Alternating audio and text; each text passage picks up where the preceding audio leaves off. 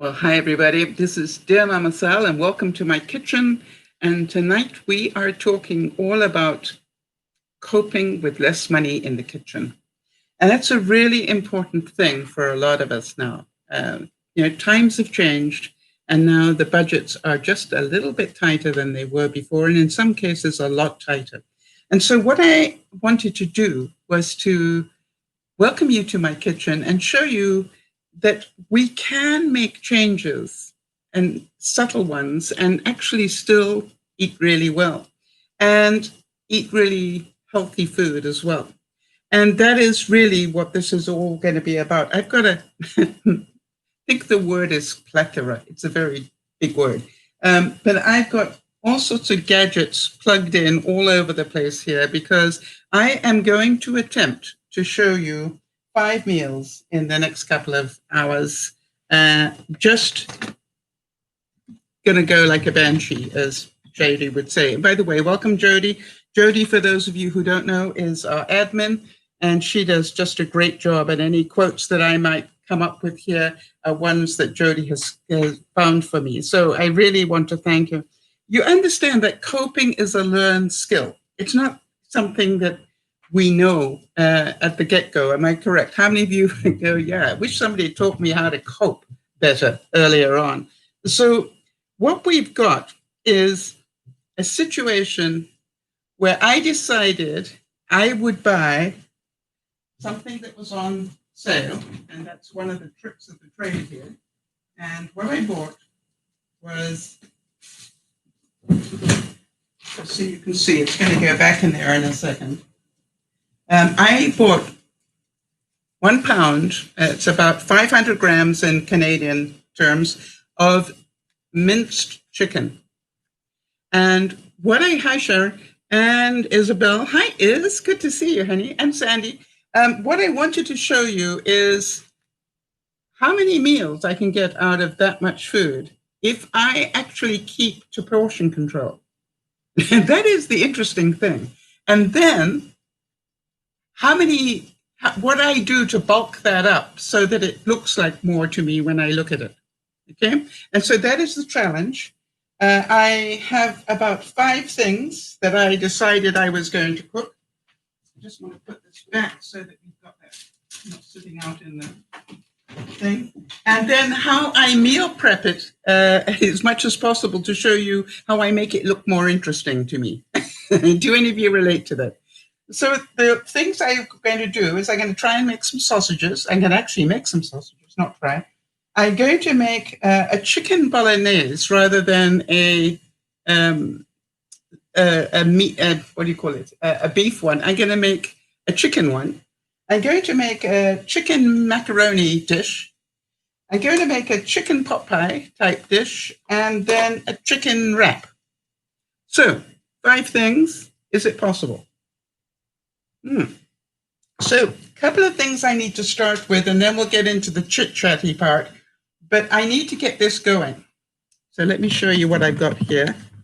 This is my bulk buying system.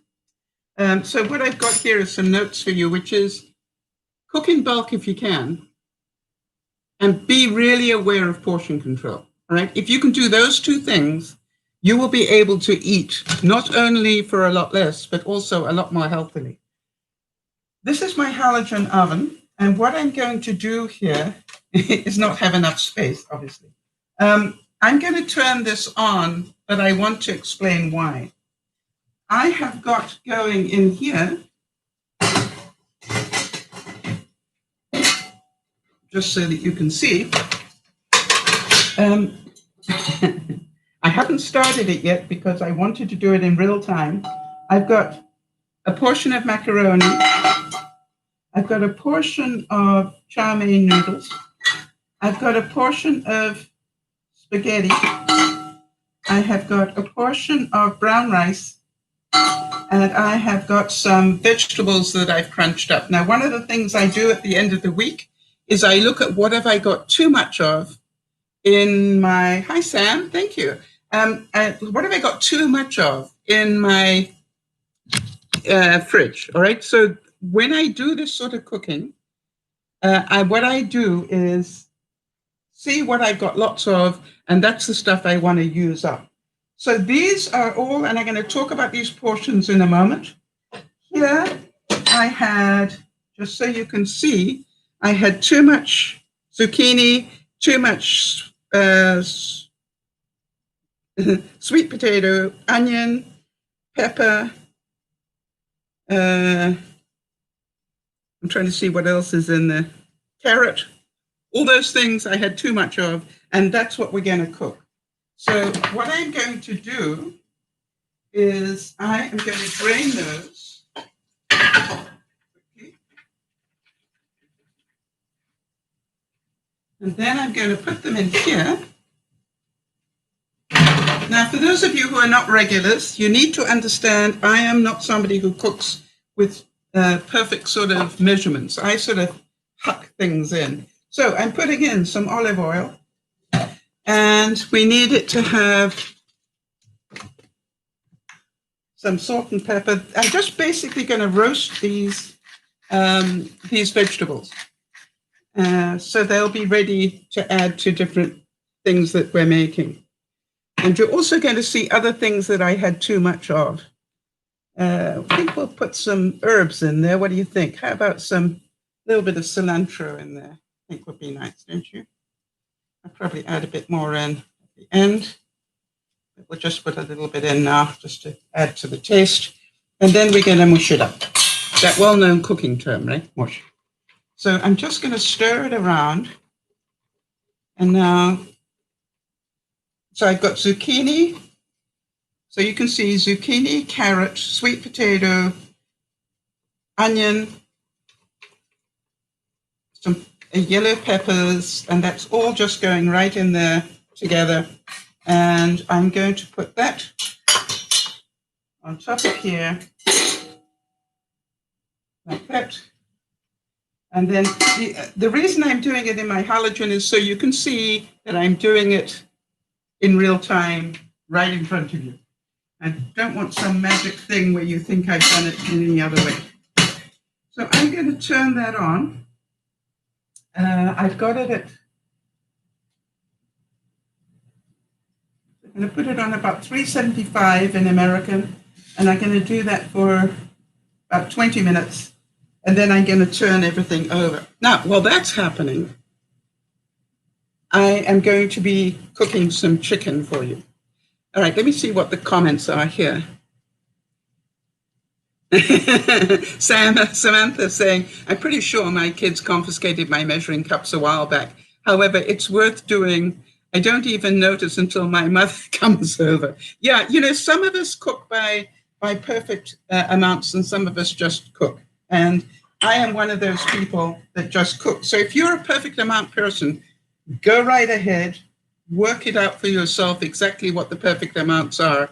I just, I think after 73 years, I got a rough idea of how much goes in. I think that's part of the problem. Okay, so let's put this away. And I'm going to get the chicken starting to cook, and then we're going to talk a little bit about portion control. So I turned on, this is my crepe maker, but as you all know, I use it for many different things. So I'm going to get my apron. I forgot my apron. Hang on 1 second.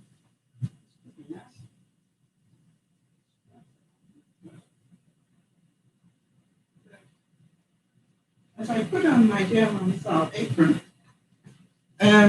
thanks to Pat, if she's around anywhere, because Pat made this for me.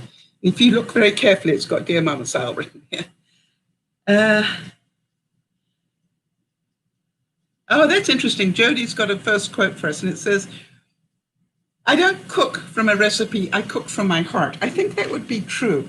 And I never realized that I could cook, quite honestly. I was in a family of people that were great cooks, and therefore I didn't think I could. And now I found out, yeah, I do it. So what we're going to do is we're going to get the chicken out, and I'm going to cook all the chicken at one time, just so that it'll be done, and then we can start putting the meals together. Is that okay with everybody? No. I need to keep...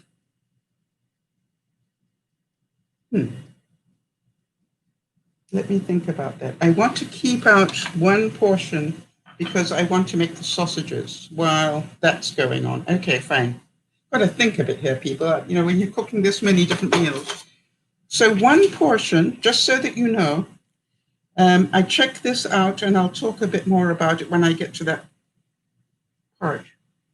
But any ideas of what a portion of meat should be? If you are talking about the correct portion of meat, do you know what it should be? How many of you are good at that one already? And just so you know, I've got a total amount of food here, of chicken, that is about a pound, and that's a bit too much. Okay, I just want to get one portion. And I checked this out, and what I found out, oh, my light went out. Why? Too much power. Huh. That's unfortunate. Okay, so I got a little bit too much there. So what I found out was, if you're a caterer, about 3 ounces of meat per person. How many of you are surprised to hear that? All right, so here we go. I'm going to cook up. No, I want to keep that aside because I want to do that second. Yeah, it's very difficult. I'm going to put that back in the fridge. All right, that's the second thing I'm going to cook. First thing I'm going to cook is the rest of it. So just bear with me. I'm just going to open this up.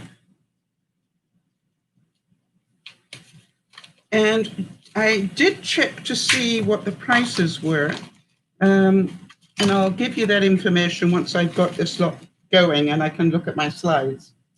Okay, so thank you.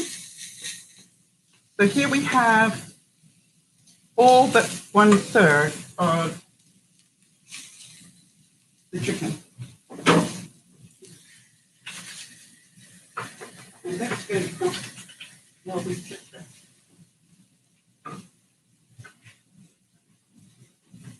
Okay.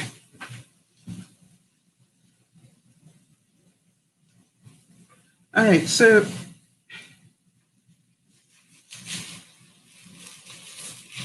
this is already minced. Now, I know that some of you probably are thinking to yourself, is that the chicken that we cooked the other day? No, this happened to be on sale.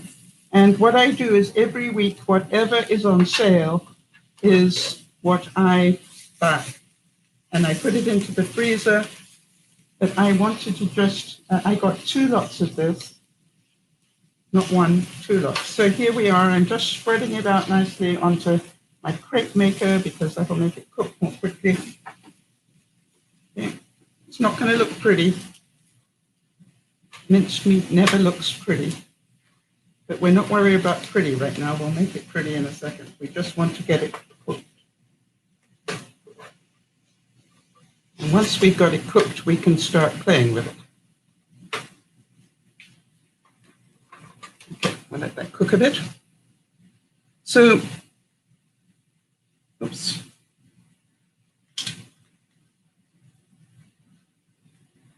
For those of you, if you have any things that you would like me to cook and talk about, I was thinking next week of maybe doing some healthier snack food, because at the moment, I've got 2 of the viewers who've suddenly heard that they're diabetic, and probably more that will hear pretty soon. And so I thought it might be a nice idea to help them and, just get some healthier snack food type things going for you. Now, the other thing I wanted to let you know is it's a really good idea if you're trying to eat more healthily to keep a list of snacks that you can eat. I found one of the viewers, can't remember, Sandy or was it Sandy that sent that, or Isabel, one of you. Anyway, you found this, and it's 50 low-carb snacks. And I keep it on my fridge. Why? Because whenever I think, I feel like a snack, I go here and I look here to see what can I have? Now, I don't always do exactly what's here, but it gives me inspiration. Does that make sense to everyone? It's like part of eating more healthily is to have choices. If you've got choices, it makes it easier to eat more healthily. And so the scary bit that I found when I'm pre-diabetic, that means that when they tested me, my figures were up into the diabetic range, but my doctor gave me 3 months to see if I could control it. In other words, once I was at that level, he said, I don't want to give you the medication. I believe that you have the mentality that you can control your blood sugar, Sal. So you got 3 months to prove to me that I'm right. And if I'm not right, then you will be put on the medication. So I said, okay. And I did go home. And part of what I'm going to show you tonight is what I've learned. So how many of you can see that the amount of, I had got pasta and rice. One of the things I learned, for example, about rice is I can have rice, but it needs to be brown rice. So that's why I have brown rice cooking. And the next thing is I do have spaghetti in there, and I should have healthier spaghetti, whole wheat spaghetti, but I've got a lot that I need to use up, so that's why I'm using it.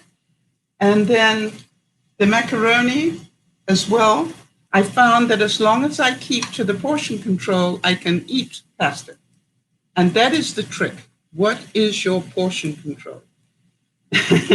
Because what I found out, let me just see if I can share this with you. What do you think is a correct amount of pasta to have? Let's see how good you guys are. If you're going to have pasta, how much do you think you can eat of pasta? What is a portion? Let's see how good you are, because I know a lot of you are very smart.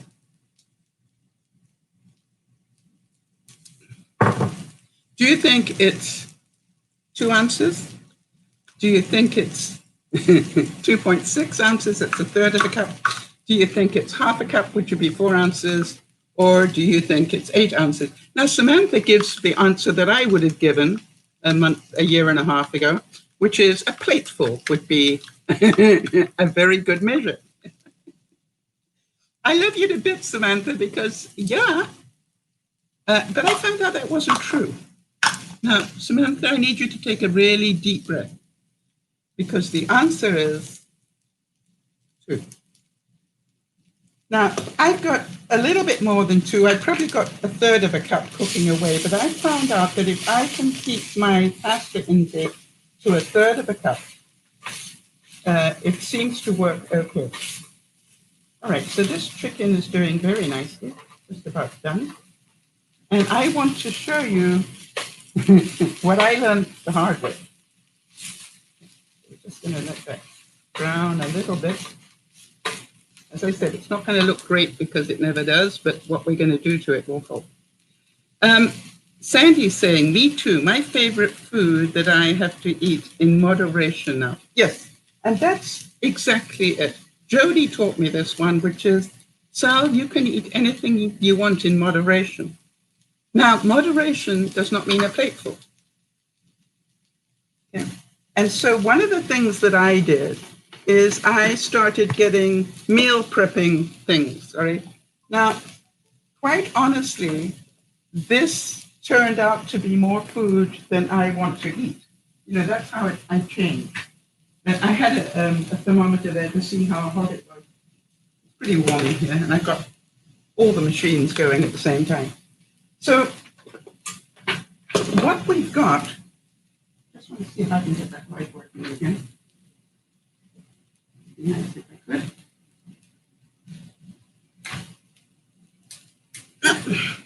Well, all right, so here we go. I'm going to show you why these pre-prepping things ended up being a little bit too big for me. All right, so that's pretty well cooked. We're going to put that away for a second.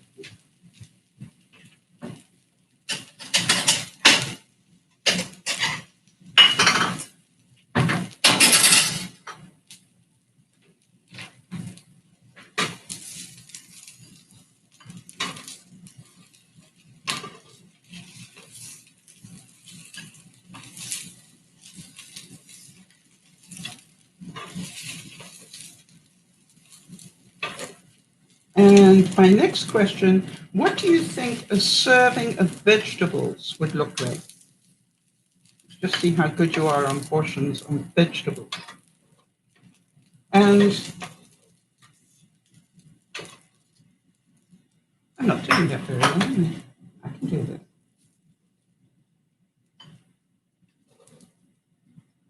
Okay, so the chicken is basically done. I'm going to add it to other things and make it look very different, but that's fine. All right, now the next thing that I've got is, I'm just going to wipe that clean.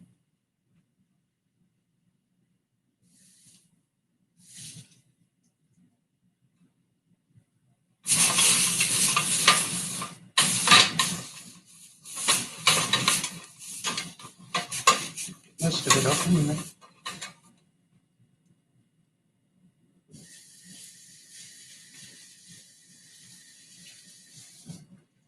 Right, so did anybody come up with a guess on the vegetables? Half a cup. And again, as Sandy says, half a plate or a plate? No, only half a cup, which that surprised me as well. There are lots of things when I was learning how to eat better that just shocked the heck out of me, I've got to say. And it was like, you mean if I can't have more of this, can't I have much more of that? Well, some things yes, some things no. Okay. So now then, what I have done is I have pre-cooked some vegetables. Just want to turn that off for a moment. Just because I wanted to be able to do this. I was talking last week about making some sausages. So here it is, here's the mold. And I'm going to move this.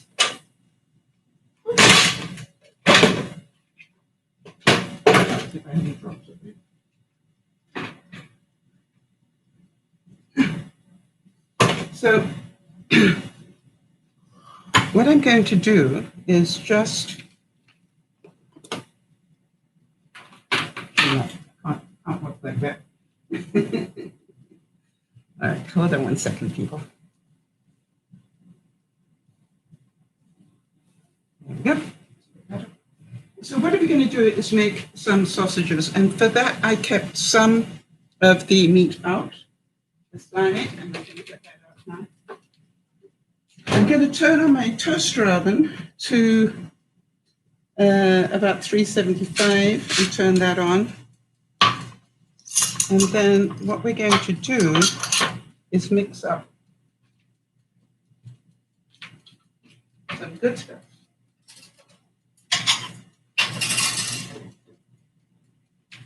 So we're going to have some chicken. That's good.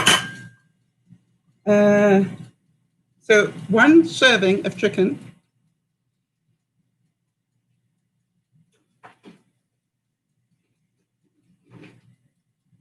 And all right, and the viewers are discussing the winter wardrobe is coming out now, and it's the oversized tops and the yoga pants underneath. Yeah, sweats, definitely. That's also my go-to winter thing. So I'm going to put a little bit more than that of vegetable, right? Because we know that's 3 ounces, and we're allowed half a cup of vegetables. So I'm going to put in a little bit more. And that's one of the ways that you can bulk up things, is just put in. Now, the other thing, you all know that I know what I did. I put a little bag together of stuff that we would need.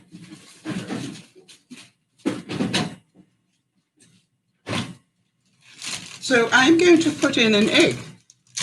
I'm going to put in an egg because that will help bind all this together. Try not to get it all over the kitchen counter. And then, all right, chicken. What goes well with chicken, people? All right, so Niesha's asking, if soya sauce goes on vegetables, is it still healthy? Absolutely, yes. Just be careful how much. What you're going to learn is everything. Yeah, so you're going to learn everything. So you need to be careful of it, but can you put a couple of splashes of it? Absolutely, if you need to. All right, so the next thing I thought was, what do you think? Chicken and bacon would be nice. What about chicken, apple, and bacon sausages? That's what I'm thinking. So what I'm going to do, because I've got some apples I need to use up, and this is a gala apple. I don't know if that makes any difference at all, but that just happens to be the apple that I use. And so what I'm going to do is I'm going to chop that up into a couple of bits. I'm going to take the bacon, roughly cut that up, not very much. Okay, and throw that in there. I'm going to throw the apple in there. What was the other thing I said? By the way, I'm not going to worry about peeling, taking the core out. All good stuff. Okay, apple goes in there. What else did we say? I think we said some other things. Oh, we're probably going to need some breadcrumbs. So I'm going to pour all this in together and just, do you think, should we put a bit more cilantro in there perhaps? Seeing as I got fresh cilantro this week, throw that in there. We're going to need, definitely going to need some black pepper, aren't we? Black pepper. What about some of that magical,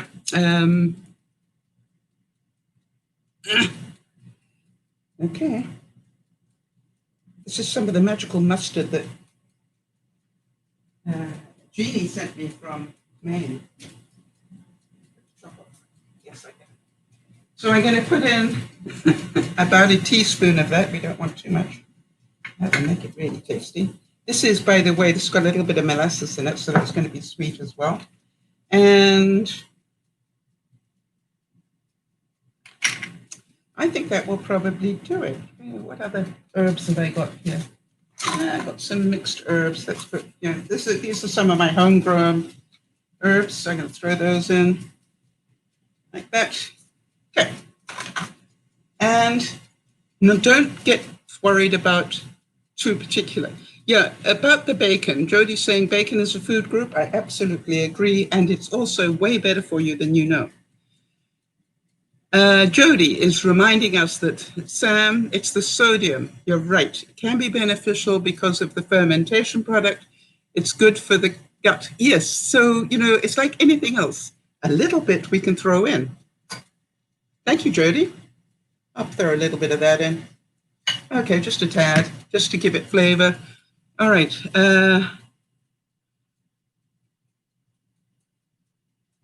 All right, so this is what Jodie has taught me, all right? You can have everything in moderation. Now I'm going to mush all that up, and then I will add in some breadcrumbs.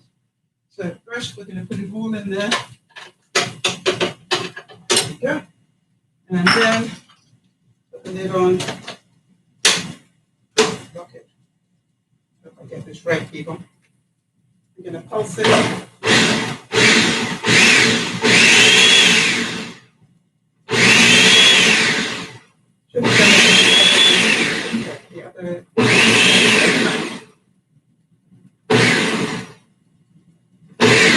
Okay, I've done it in the wrong, I should have done it in the bowl, so let's just move it over.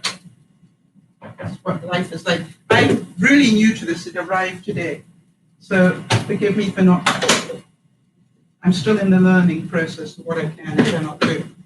Okay, so that's good, that works. Rinse that off in case we need it again. Put everything in here.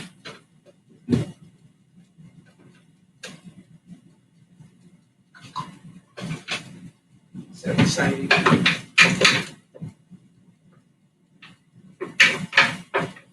And understand that all I'm doing is putting in things that I've got in my fridge that if I don't use it up soon, it's going to start going off. And that's what I do at the end of every week. Okay, let's see if that works any better for us. Keep your fingers crossed. fingers away from the blade. There's there. That's good. There's there. And you lock it. All right. Keep your fingers crossed.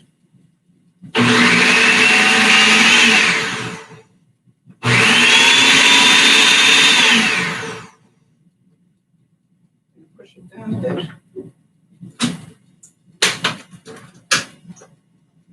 It's looking good. I'm very happy with that.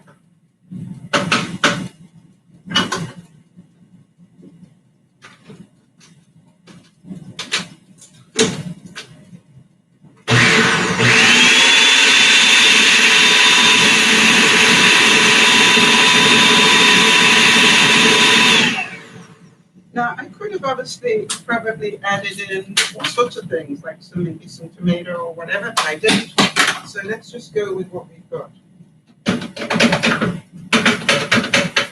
very careful with the blade. And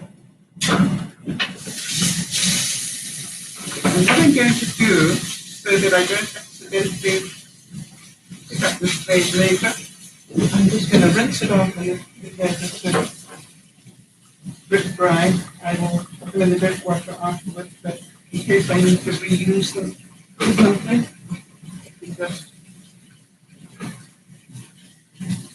make sure that I got most of it up.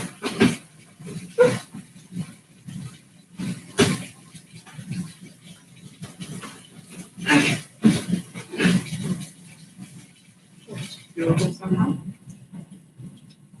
All right, so now we have got the mixture, and that's good. And it's a little bit loose, so now I'm going to throw in some breadcrumbs, if I can find them. What did I do with the breadcrumbs? Oh, I'm going to throw in just a little bit of lemon juice, because we've got apple in there. We don't want the apple to turn a nasty color. So that's a little bit of that. It's looking pretty good just as it is. And then I'm going to put in just a little bit of... Now then, here's a discussion that I found out. The reason that I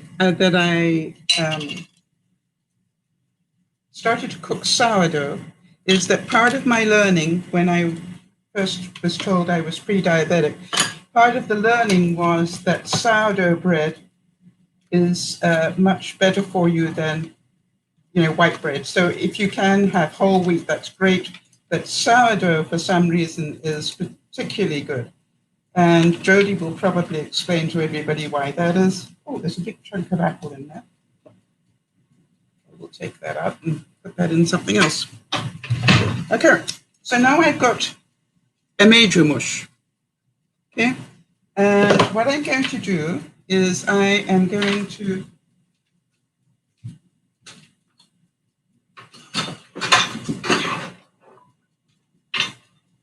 just spray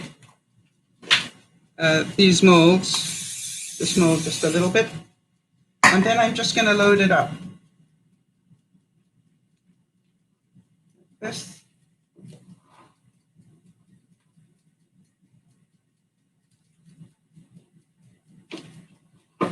Now remember, we started with just 3 ounces of chicken. That's the point that I'm trying to show you. And what I've done is I've added vegetables to it. I've added bacon to it. And now we've got a whole lot more.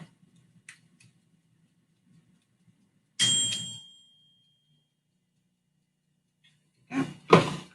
And I'm just going to load that right up, because from experience it can handle it.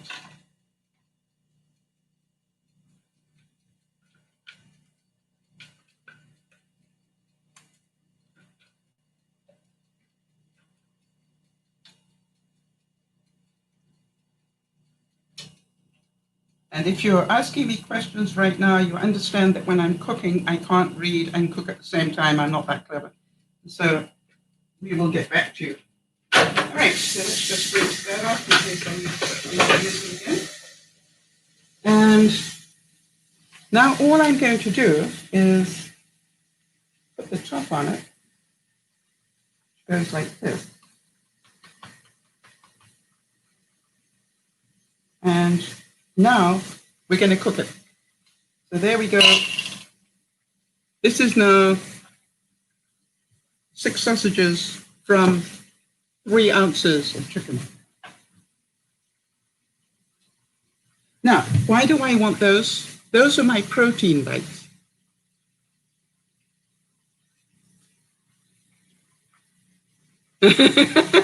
Sandy's saying, when her husband sees that she's watching me cooking, he says, now what are you going to want to buy? Okay, so that is the first thing. How difficult was that, everybody? Pretty easy? And what we've got is, we've got protein bites for the week. And it's got protein in it because the chicken. Oh, did that cook already? Wow, that was quick, wasn't it? It's got protein in with the chicken. It's got protein because of the bacon. Oh, that's looking so good. Seriously, people, I've got to show you this. Okay.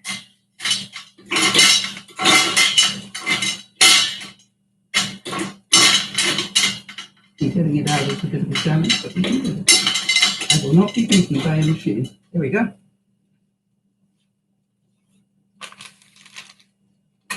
Okay, so here are the roasted vegetables. They're basically done. That was quick. So that's a serving. They look so good. And did I already put the maple syrup on it? Because that is part of the trick here. I have found out that I can drizzle about half a teaspoon of maple syrup. Just like that. Just that little bit onto the vegetables. Just a tiny bit of taste. Not half a cup, just a tiny bit of taste. And that will come through beautifully. All right, so now, first bit of meal prepping is done. We're going to take this, and here we have our roasted vegetables for one meal. Now, I don't know about you, but that's a good start. And I'm going to put this back for another half hour, or whatever it takes. Not half an hour, probably we'll do 20 minutes to see how it's doing.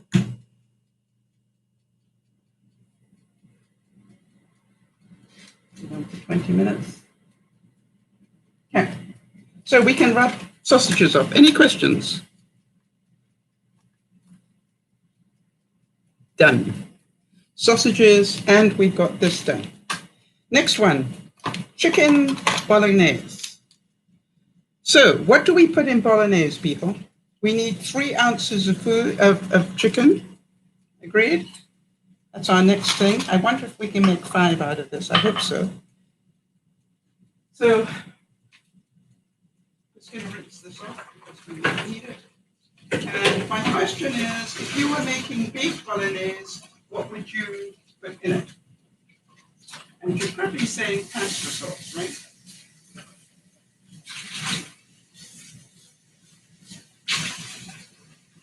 Pasta sauce isn't all good, so what if we just make our own? What do you think? What would we need in there?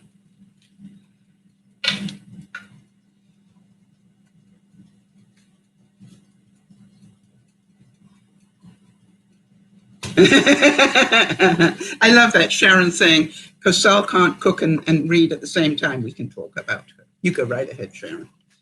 Be my guest. All right, so now then we're going to take 3. We're going to take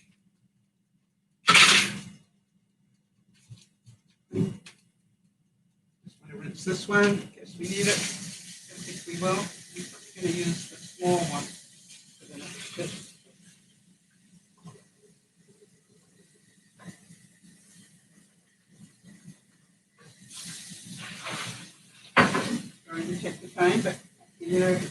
nice thing is you just rinse it off as soon as you use it. It saves a whole lot of hard work later, as I certainly all know. Okay, so now we're going to do a bolognese. So what do we need? Probably tomatoes, right? It's a good start. Let's find some tomatoes. Did I have a little bag of things I could put in?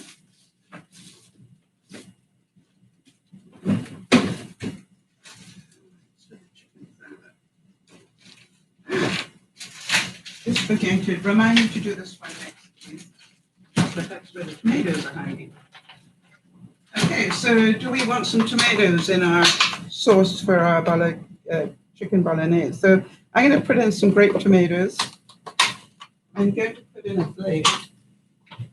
What have I got here? Right? It's this one. Okay. And I could probably do this in the small one, but it's such fun. Yeah. All right, so we want some of that. We need 3 ounces of chicken, which we know is about up to the line there. We're going to huck that in. And then what else shall we have? We need some, yeah, I think we'll put some soy sauce in there. It always tastes good with a bit of soy sauce. We definitely want to put some herbs in. And some black pepper in here. What would make this tasty? What else would we need in there, people? I'm not putting garlic and stuff because, as you probably know, I'm allergic, so I can't do that. But this time I would like to put in, what else have I got that you can add in? Oh.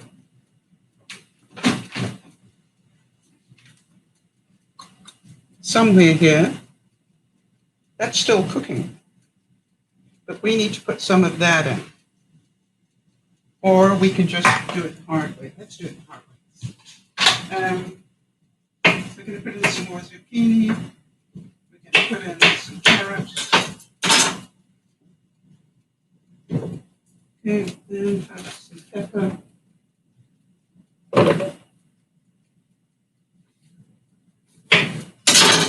Okay, now vegetables, what do you reckon? We got a couple of vegetables in there now?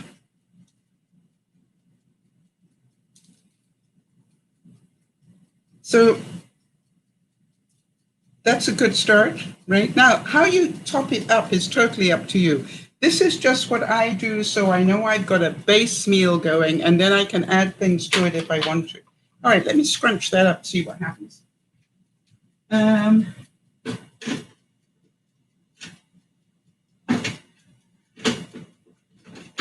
Yeah, it's good. Yeah. I'm taking a scrap or something.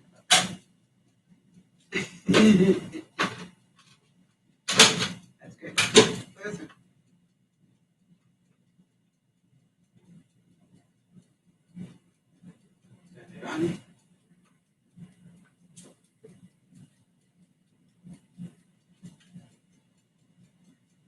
Okay, my first challenge here. Oh, let's see if I can get it.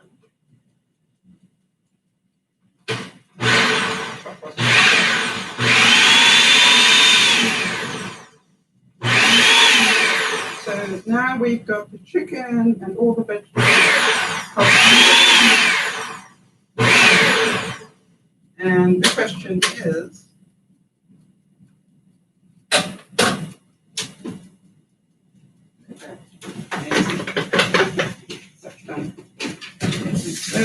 eat it again.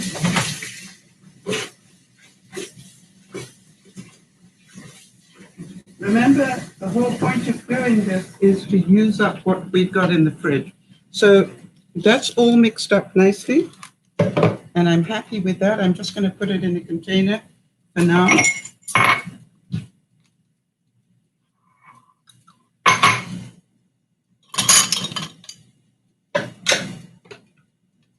We're going to put that into the sauce.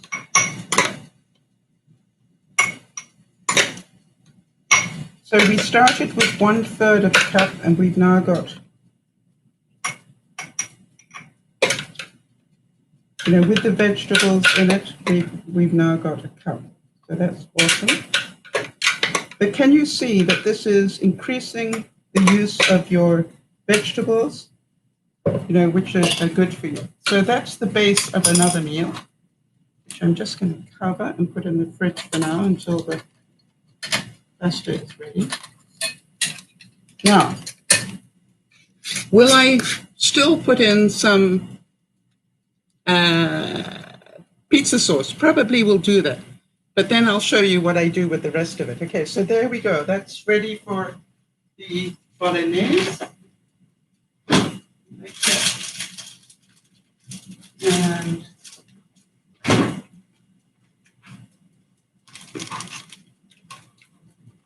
basically done. What about a chicken? What about a chicken macaroni cheese? Now, cheese is good protein. We know that, so we like that. Again, it's all about portion control. I'm careful with the portions. I can still have macaroni and cheese. Just can't have it every day. And I'm doing quite a few pasta dishes here. Not that I'm going to eat that many pasta dishes with you, just because I wanted to show you all at the same time. So that I could cook it all quickly and just show you how it works. Okay, that's good. So what shall we have? We're going to have macaroni and cheese chicken. Sounds really good to me. So now, here's a trick that I learned. I'm going to make my mac and cheese with almond flour instead of regular flour.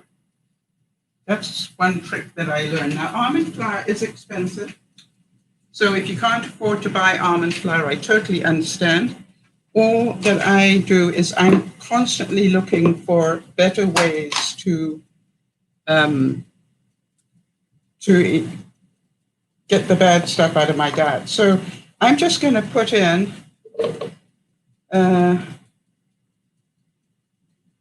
yeah, it's probably enough. All right, about, what is that? Quarter of a cup of almond flour. And I'm going to put in some milk. Now I've got a choice. I can either put in regular milk or I can put in almond milk. Why is almond milk more healthy? I'll let Jody tell you. So I'm going to put in some almond milk. And then the next thing I need, obviously, is some cheese. And I'm doing this the simplest way I can think of so that you guys can see this is not rocket science, people. You can meal prep so much in a very short space of time. So I'm going to put in, I've got some string cheese here. I got too much in the fridge, so I'm going to use some up. And almond milk is cheaper.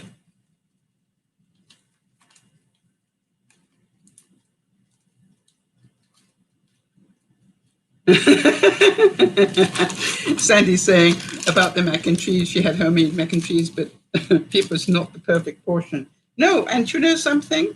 Once you have, am I not right on this? Once you have your blood sugars under control, you don't have to always have the perfect portion. All right, so, but you pay the price if you don't. All right, people, what did I do with it? Okay, so now I'm going to put this in. What else do we need? Let's put some pepper in there.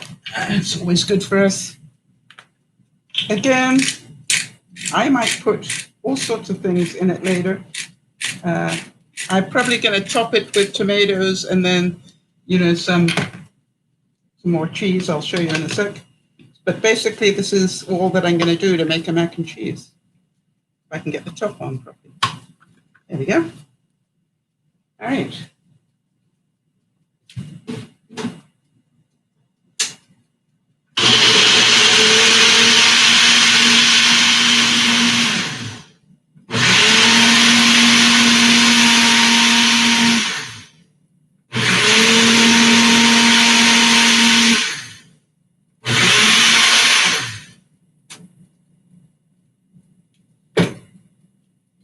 And I'm going to do this the easy way just because I'm trying to get this all done in the time of the broadcast.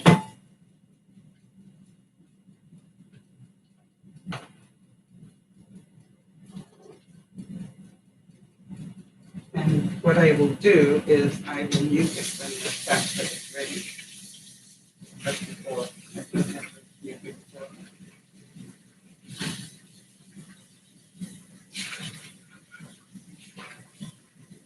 Now, again,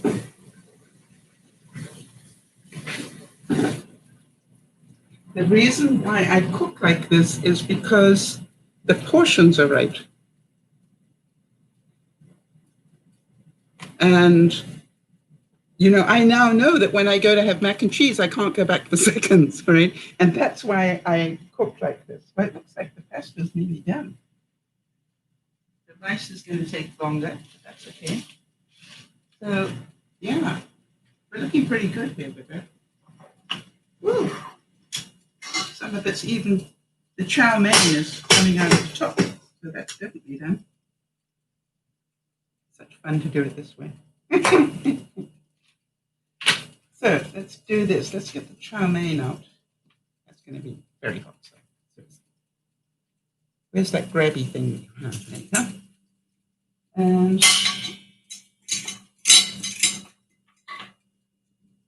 can you see the chow mein noodles? Done. Very easy. The spaghetti, I just want to, I think that's done. I'm just going to stir that a bit and let it go back for a little bit so that it all cooks.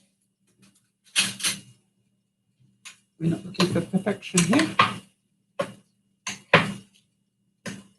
The reason is because it's absorbed a lot of the moisture from the top. So I'm going to give that a little bit more. It's just about done, quite honestly. Not take very much. And what have I got here? Oh, that definitely needs a stir. Now, I have found that brown rice takes much longer than white rice. Have any of you found that? But what surprises me is once it's cooked up, I really can't taste the difference very much.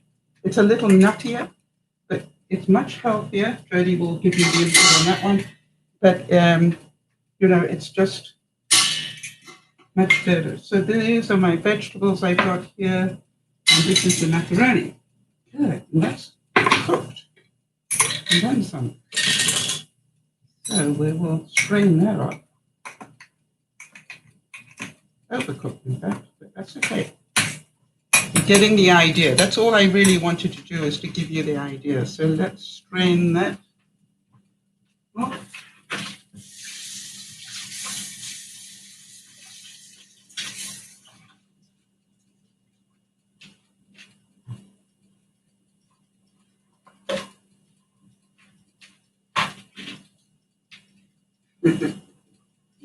So much easier.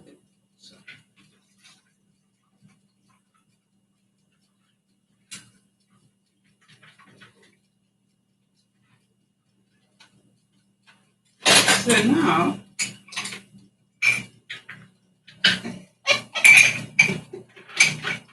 turning this upside down would be pretty easy.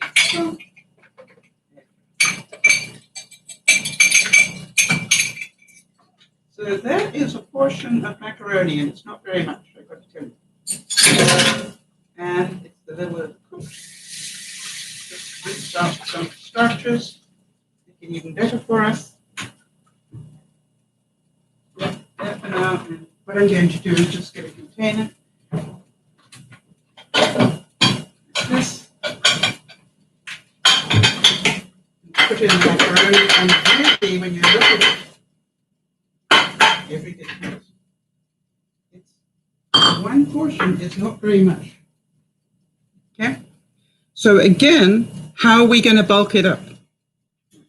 Number one, we're going to make some cheese sauce, which we know is not altogether bad.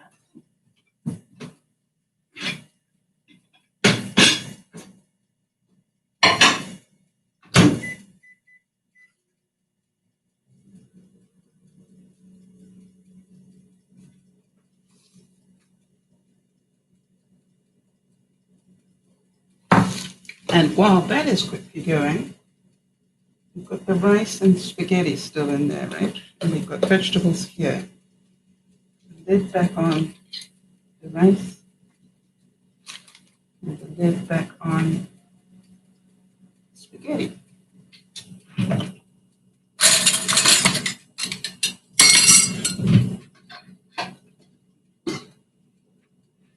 So here my question is, do any of you remember when Jody talked to us a couple of weeks ago about buying rotisserie chicken? Because I paid $6 Canadian for a pound of minced chicken. You understand, if I'd gone and got a rotisserie chicken and minced it up, it would have been even cheaper. All right, Sandy's saying we switched to brown for a spell, but went back to parboiled rice. Didn't really spike me, and even less on the second day. Okay, so that's, it's all learning stuff. And that's the thing that we want to tell people like Bernice and Nyasha, that what you need to understand is that different foods will cause problems for different people. And what works for you might not work for somebody else, and what works for somebody else might not work for you. So Jody's giving us some of the technicalities there. The parboiled has taken a lot of the starch out. Am I correct on that, Jody? And that's why it is better.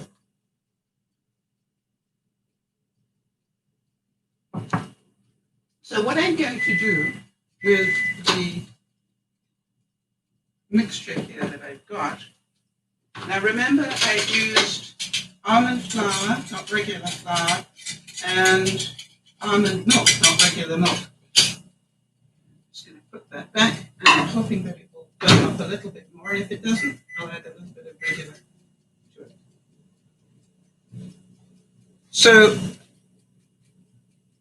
we've got a number of things that we can put in with the mac and cheese. We could put some more bacon in there because everything's better with bacon. But I think I'm going to add more tomato in there and then top it with more cheese. What do you think? That be good? Now you're probably wondering how the sausage is doing, so let me just show you. If I can. I'm going to take the top off them soon, and at the top's brown.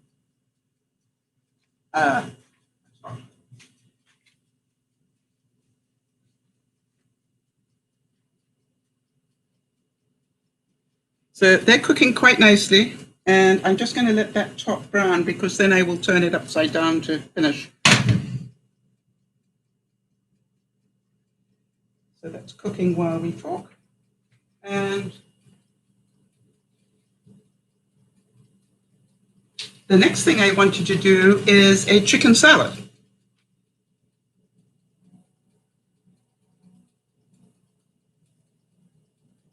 Right, and Sam, this is the whole point. We're trying to show people that getting the portion control right is going to lower your blood sugar. Getting the type of rice right will lower your blood sugar. So if you're under control, I understand that you can eat basmati rice. But if you're not under control, better to go with brown rice. Okay? And so to me, it's all about what do you do to get under control? And then once you're under control, how do you maintain it? That's really what we're looking at for people. So, I haven't put any chicken into the macaroni, have I? So we need one portion. Where's my little measure thing, people? Here we go. Or did I put it in with the sauce? Well, that was on something else. So here we've got, all right, 3 ounces of chicken. And what I'm going to do is just crumble it up a bit. Just spread it out. And this will be much better if I can find the top. There we go.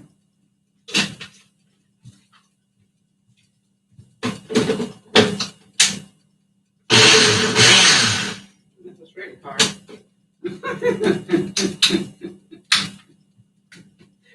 That was ridiculous. That literally took 2 pulses and it's all... Oh no, there's some bits in there that haven't done. I thought I was a bit too quick. We'll give it 2 more.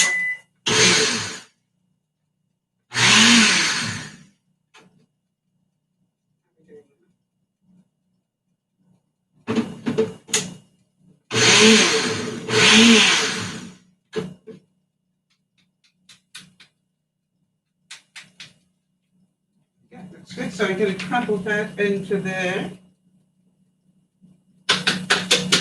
Mix it up.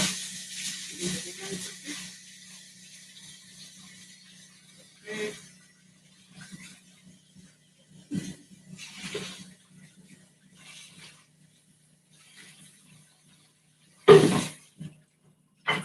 That's good.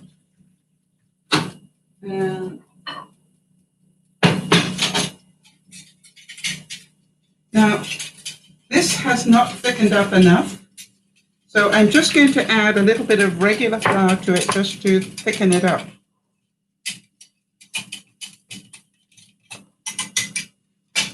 I could, of course, put any starch in there, really. But I'm going to get this done in time. So let's just see. I'm going to put in regular flour.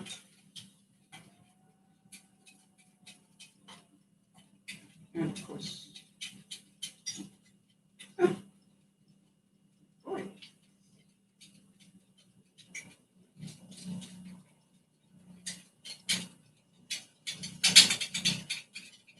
I'm going to wait for that to cool a bit, because then I'm going to blend that into a sauce.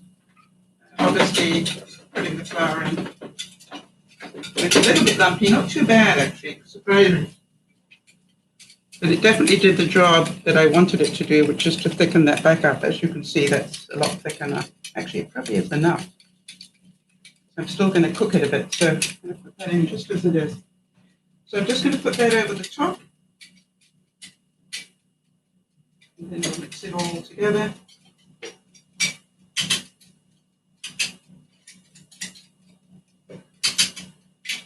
So remembering that almond flour is going to be a lot better choice than regular flour, if you can afford to get it or can get it where you are. It's one of the things I learned. And again, this is now bulked up enough that this would probably ideally be 2 portions rather than 1, but you know I probably would have it in 1. I'm just going to mix that all in together. And then cover it with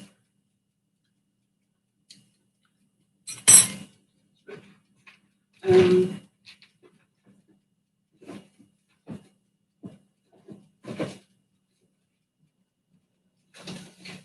going to use up my cheese.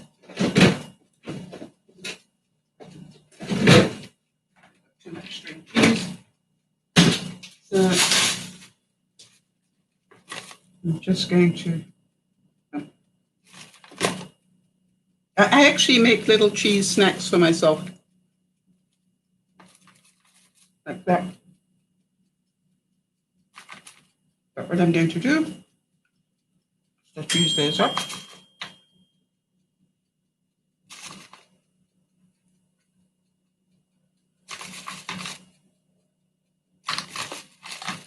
And we have still got probably half the chicken left. Isn't that amazing? So you understand what I'm saying about it looks like very little, but once you start getting smart, it can go a long way. And that's really what I wanted to show you. All right, so let's do that. And remembering, cost of the chicken was $6. And I could have spent even less if I got the rotisserie chicken that Jody was talking about, but the pre-cooked rotisserie chicken from your local market. Okay, so now we're going to add some more vegetables, or some vegetables. I know that tomato is a fruit, people. Looks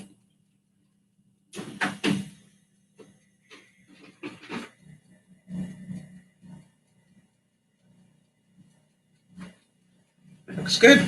We're going to put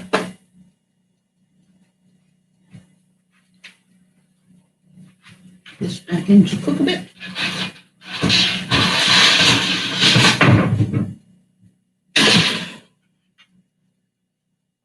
Those two are good.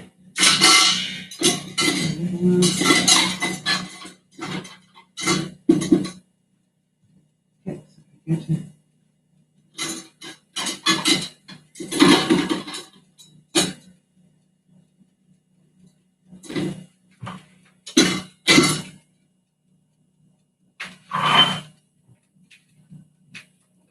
I'm just going to brown the top.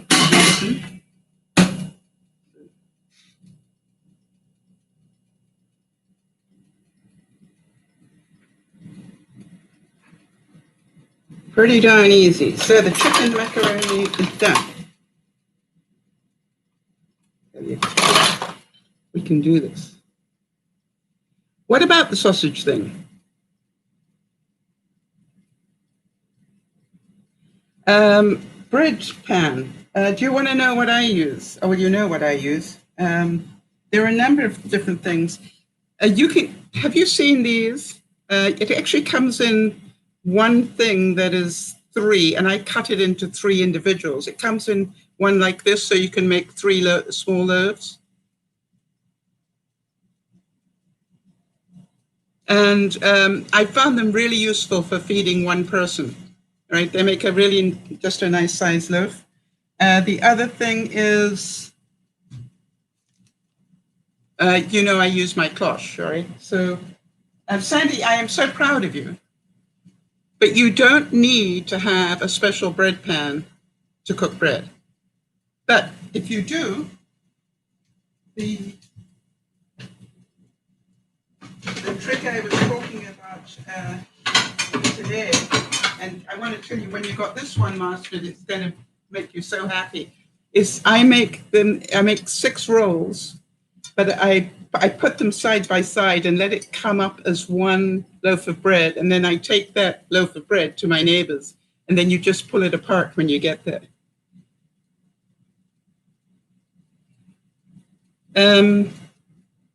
So it really works very well.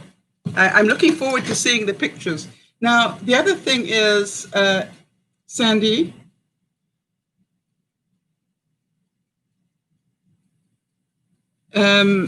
understand that bread making, the tearaway bread really is good. The whole thing about making bread is it is a very personal thing, right? So again, the more you can't buy experience, you have to earn it. And that is really important. All right, I was telling Sandy about the sausage mold. Okay, fine, yep. And I am still trying to get that to cook up for you. That is working nicely. And then on to the next thing. We're going to make a chicken salad. You're doing well, people. I'm quite surprised. Got further down the list than I thought we would have. So first of all, we need roughly 3 ounces of chicken.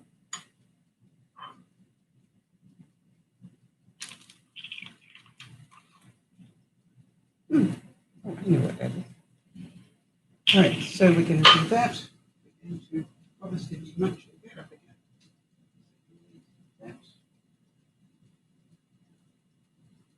All right, people, what did I do with the... There it is. All right, so chicken salad, what do we need? I think we start with chicken. 3 ounces of chicken. I'm going to put in some mayo. Be a good idea, right?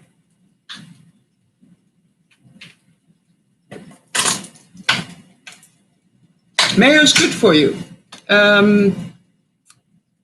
Niesha, if you're still with us, mayo is, when you start learning about this, mayo is much better for you than you know.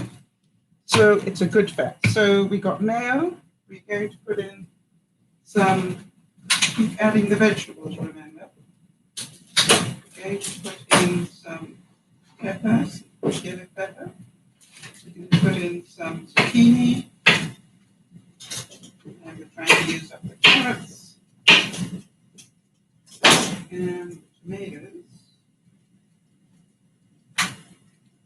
So they've all got basically the same stuff in them, but you know, when I go to eat them, I will sort of have different things that I do with them, so just so it'll change it up. So there we go. All right, very simple. Got the vegetables.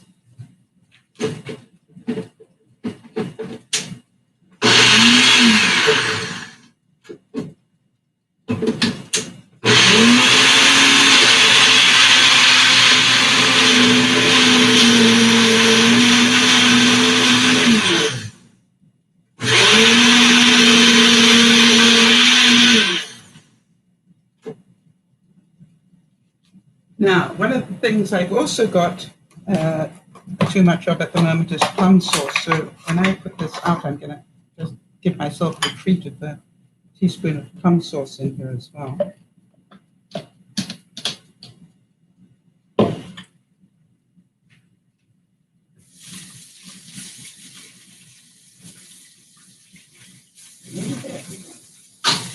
Right, so let's do this.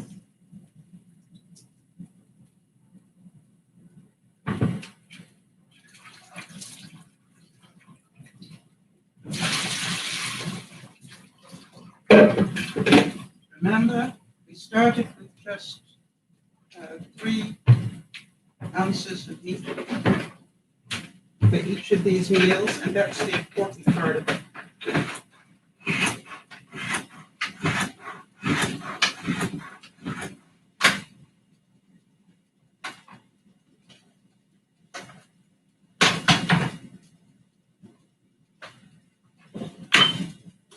We probably get 2 nice little.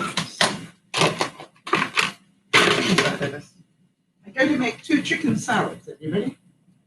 So can you see this? There we go. So I'm going to start with some romaine lettuce.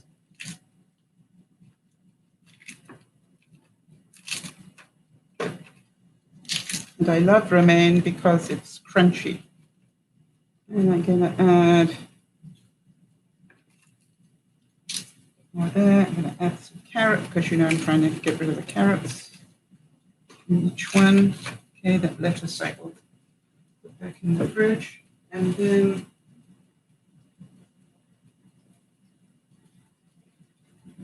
we are going to put some of the chicken salad on there.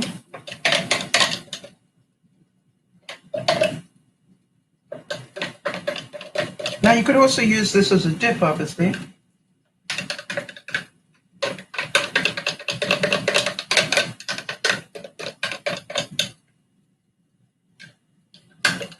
But can you see?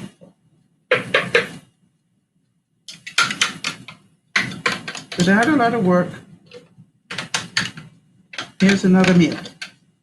Now, what am I going to add to this? Well, this one is easy to add to, but first we're going to rinse this off.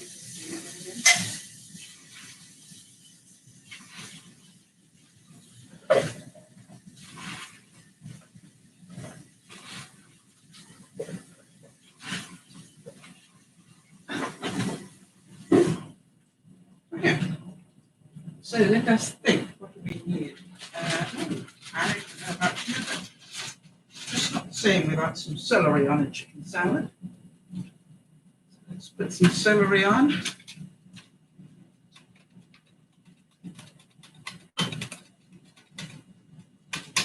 And I've got it pretty fine. I hope you can see this. I'll show you in a second.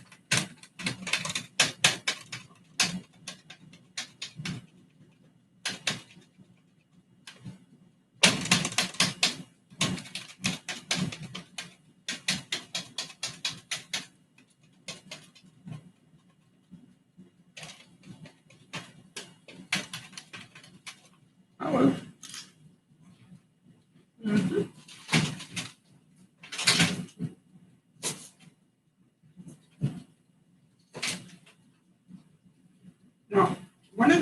problems that you will find with cucumber is that if you're not going to eat it tonight, put it in the separate area.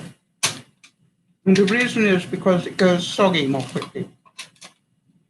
But I'm definitely going to be eating one of these tonight.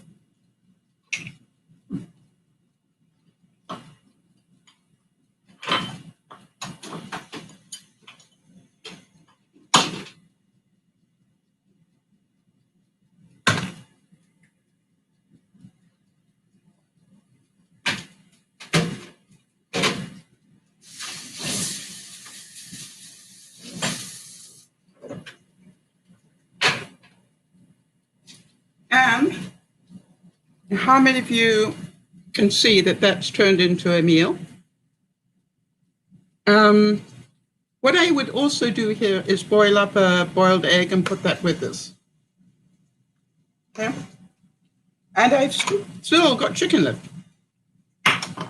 So now we're going to make, that's looking good.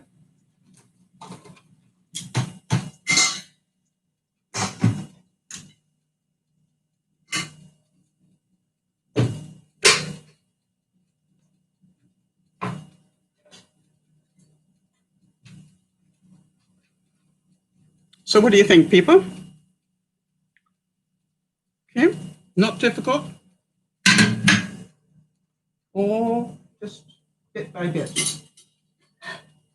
And that leaves us with chaos in my kitchen. And we're now going to do the spaghetti. No, this is, oh, I also did some chow mein noodles just in case we had enough. And I think we will. The rice still isn't cooked, but the spaghetti is. Now, I'm certain that you've got the idea, and I don't need to keep doing all of this. I can finish this later. But may I check with you, can you see that it is possible? I still have this much chicken to play with. And it is amazing what you can do if you just get smart. So this is going in the fridge because I'm going to add different things for lunch tomorrow. I haven't made the chicken patties. I was going to make those. But I thought I'd do sausages instead. They're still cooking. Put that up to the highest heat. So my question to you is, was it shocking to see how little 3 ounces of meat was?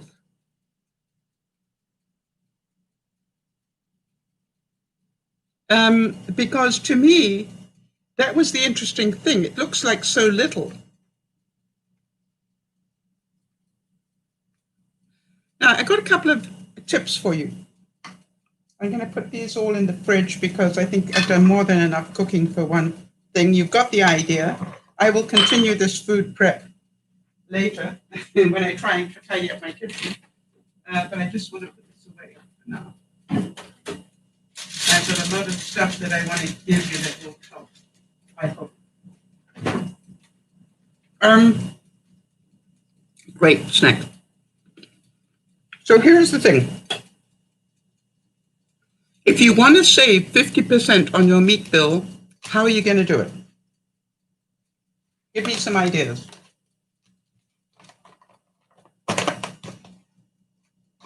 Let's see if you've learned anything today. And you've got to finish cooking. You want to save 50% on your meat bill. Give me all the different ways you can save 50%, because it's more than one way.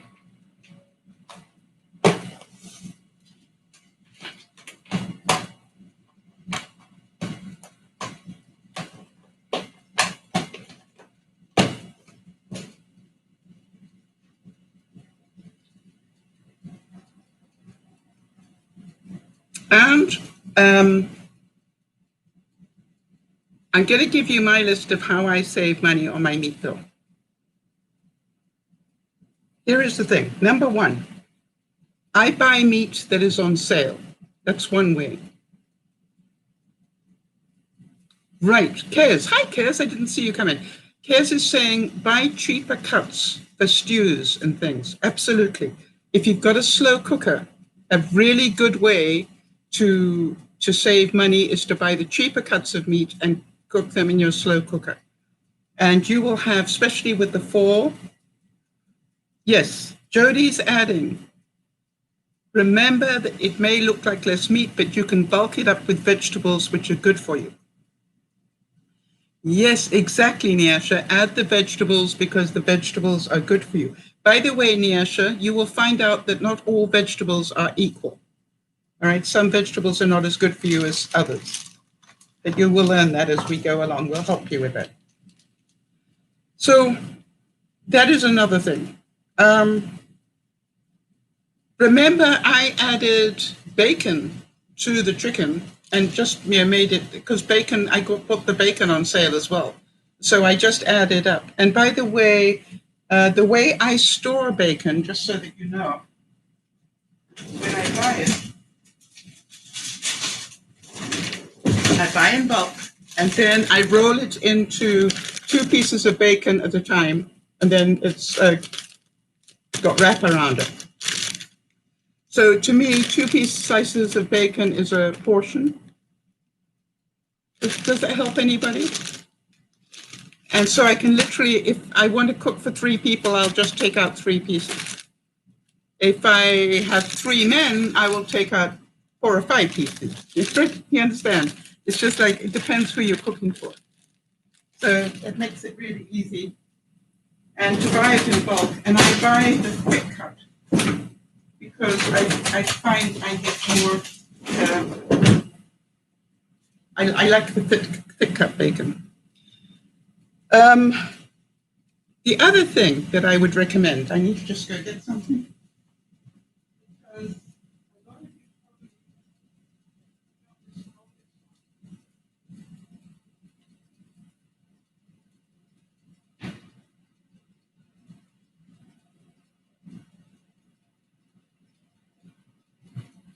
If meat starts to get expensive, which I think it will, and you've already stocked up on tinned meat, all right, do you understand that this is flaked ham? I can add it to macaroni. I can add it to spaghetti. I can add it to anything. I can put it on top of the mac and cheese, all right? And this, I think, was less than $2. So normally tinned meat is a lot cheaper, but just be careful what's in there. So I don't use it very often, but when I do, I know that's like a $2 meal. All right, Kez is saying one way you can cut back on the cost of meat is to have meatless Mondays. Right, eat smaller portions so that you're satisfied and not stuffed until you feel sick. How many of you realize that that's why you got sick in the first place? I do. That's how I got to be obese, was, I loved my macaroni and cheese. And now I found ways to make it where I can still enjoy it, but it's healthier. Not healthy, but healthier.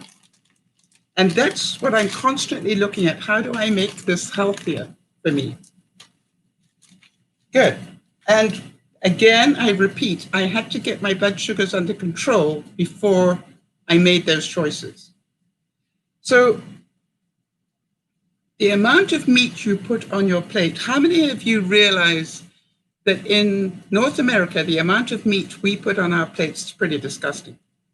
We could feed a couple of third world nations with the amount of food we throw away. And that amount of protein is another problem, all right? It's very hard on the body. So think about that. Think about meatless Mondays, mac and cheese without the chicken. I give you permission to have mac and cheese on Mondays. Think about how far 3 ounces of meat will go if you really work at it. I'm hoping that some of you would have gone, gosh, that's amazing. When you first looked at that container with the meat in it, it didn't look like it was going to do 2 meals, never mind 5. Here's a nice one. Jody's saying, eat slowly so your brain can register the sensation of fullness. Yep. Now, here's the thing I want to tell you. What do you think the chances are that the price of meat is going to go up dramatically? Price of everything, rather than just meat, is going to go up dramatically. And if you are prepared and not scared, and if you have taught yourself to eat this way, then you are going to be way ahead of the game. Way ahead of the game. So work at halving the amount of meat that you eat, unless you've already done that. The US Department of Agriculture recommends a portion size of meat is 3 ounces. Okay? If meat is the main feature, if you're having steak, they say between 4 and 6, not half a cow.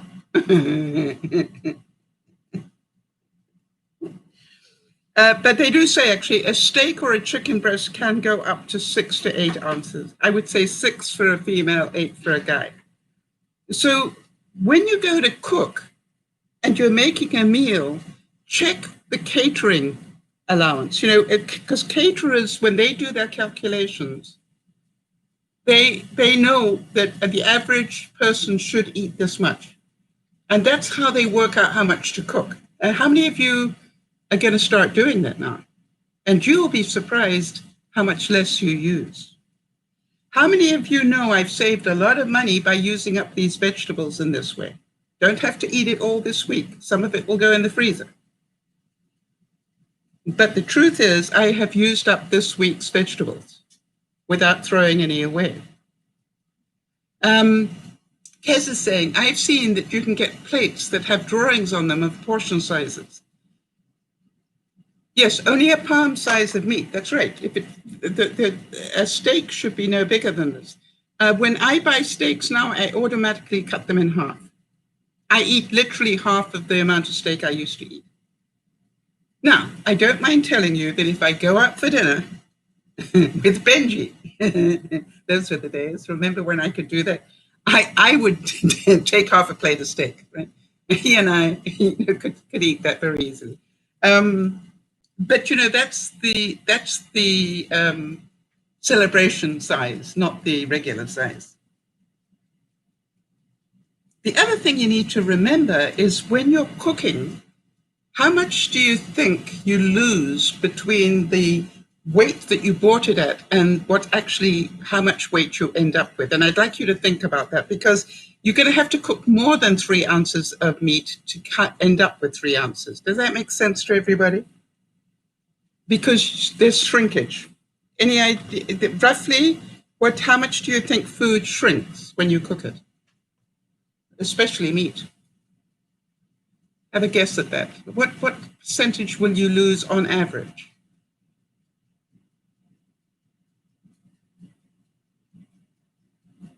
Well, it's interesting. Jody's saying, I love the no wasting of food. Well, that's what I wanted to show you all. And I'm hoping that you guys are still interested in this, because what I'm trying to show you is if times get tough, you're already going to be ahead of the game. You're going to know how to make food go farther. By the way, one of the reasons I like to incorporate vegetables into my stuff is I don't like vegetables that much. But I've noticed that if I cook them all up together like that, and then, you know, maybe drizzle just a little bit of plum sauce over the top before I eat it, I don't even notice I got vegetables in there. And that's important. You know, I do eat some sweet sauces and things, but what I do is I drizzle them over the top. They're not a major component. So I still get that, you know, that joy of eating those sort of the plum sauce or the HP sauce or whatever. But I just literally, Jody's taking a guess that we lose 20% in the cooking of food. It's actually 25, just so you know. And they're saying, Jody, that fattier meats will be even worse. For example, bacon will lose 30%. You'll only end up with 30% of the meat of bacon when you've cooked it. You know, you're going to lose 70% with bacon. Yes, good point, Isabel. Isabel's mentioning, what about spinach? That loses everything when you cook it, right? And then ground beef, that will yield about 70%. You lose 30% when you cook it. If you cook brisket, for those of you who know brisket, you're going to lose but you're going to end up with about 60% of the meat. Then good news is whole birds, cooking a whole bird, such as a whole chicken or a turkey under 12 pounds, will yield about 60%. So whatever the weight is with the bones in and everything, when you finish cooking it and taking the meat off it, you're going to end up with about 60% of the weight. So think about that when you're buying. And this is why, again, it pays to buy a whole bird whenever you can. By the way, some other things that I have too much of, cream cheese. So I'm going to be adding cream cheese into the spaghetti one. Okay, I'm going to put cream cheese in with this because I've got too much cream cheese going on. Samantha saying, I've been procrastinating harvesting my garden, and I have so many vegetables to eat in a very short amount of time. Thank you for the inspiration, Mama Sal. Well, what vegetables have you got? Let me tell you that we have ways of helping you. Mama Sal's been on a mission this year. So what vegetables are you going to harvest? Because one of the things I'm going to do with my extra carrots is, some of you will remember that I did an experiment to see if I could dehydrate carrots, and you can. And they make a very nice little snack. Again, I drizzled just a little bit of maple syrup on them. But there we go. So dehydration is a good idea, Sam. I have now dehydrated onions, carrots. What else, people? Mushrooms. The other thing is, have you learned how to can food yet? Okay, so here's the thing. Tomatoes. You know what sun-dried tomatoes are, don't you?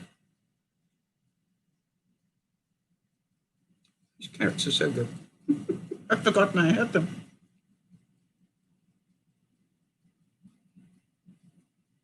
Okay. What you will find is, now I haven't edited it yet, but I do have a video that I took of my neighbor, and she was canning beetroot. And I want to tell you, it was way easier than I thought it was. So the thing is that do not throw those tomatoes away. Let me tell you, when I've got too many tomatoes, I literally just put them in the freezer. You know, I buy grape tomatoes. Have you got the large tomatoes or the small ones?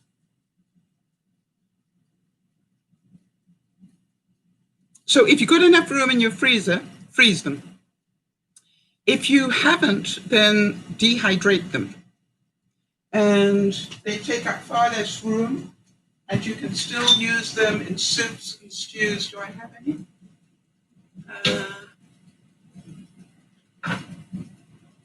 Rhubarb. I dehydrated some rhubarb, just so you can see.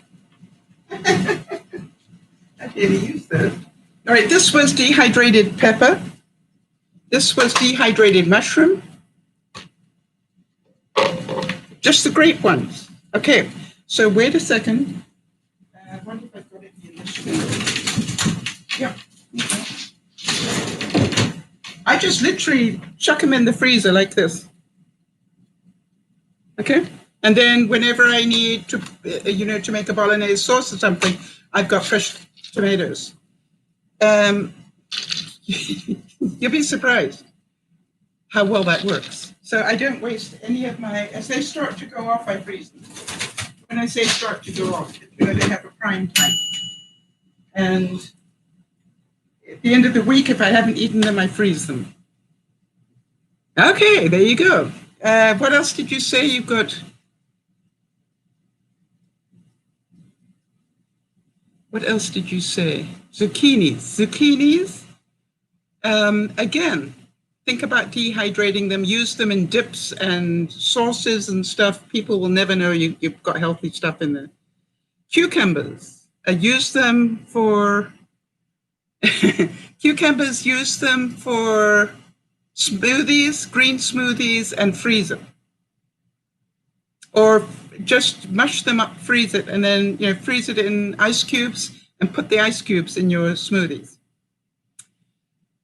All right, what's the next one? Okay, so hopefully that's given you some ideas. When I grew up, we didn't have big freezers. Yes, shred the zucchini and put it in the sauces. Absolutely. You know the other thing I find? Let me show you what works really well. Where did I put that? No, okay, so if I'm serving this chicken salad, one of the things I will do, and I really recommend this, is I will just over the top of it, I wonder if I can do this without doing myself a major mischief. I will just literally put some carrot, and this is zucchini. And when you've got a whole one, it makes long strips. So turn zucchini into spaghetti. All right, so all I do is I just put this over the top. Nyasha, if you're watching this later, one of the ways to increase the vegetable intake is just to put a little bit over the top like that. And by the way, a couple of chunks of cheese on top of that, and you got yourself a very nice Cobb salad. Very easy. So that's what you do with zucchini. What else have we got here? Don't forget about pickling vegetables. Yes, that's what I was saying. I'm going to get that video where we pickled the beetroots. And it's amazing. And I had some of them at dinner the other night, and they were so good. All right, how about cucumber with a bit of cream cheese and a sprinkling of anything, right? Basil, yeah, it's just like, and just put some little bacon bits on top. We can eat really nice treats if we just know what to do. By the way, for those of you who were watching me do the experiment to learn how to do cream cheese from yogurt, I now make myself a little jar. This one's got cinnamon and black pepper in it. And I just put it in one of these little jars like this. And then when I want to treat, I will take a healthier treat is a sourdough rye cracker. All right, if I'm going to have a cracker, make it healthier. And I will literally just, now, I also can take celery and dip it in there, very good. Take carrots, put them in there. I now make myself this amount whenever I need it.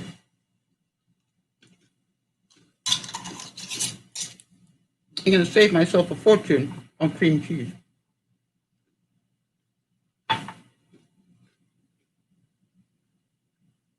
My next experiment, and I've already done it,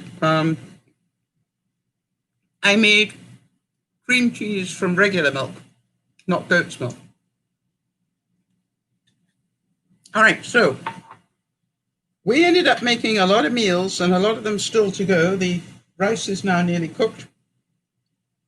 I used leftover things, and that was the main point of it. I'm going to now get these. I'm running out of space here, people. Story of my life, right? Probably had enough here for about 6 different broadcasts. And what I'm going to do, it may fall apart, but I'm prepared to take the risk because that's who I am. I'm going to take this and turn it upside down. These are the sausages, and they're already breaking a bit, but I want to turn them upside down and brown them on both sides. And it doesn't matter if they fall apart because It's the goodness of what's in them that I'm interested in eating, not the perfection of the shape. So let's see what happens here, if I can get this up.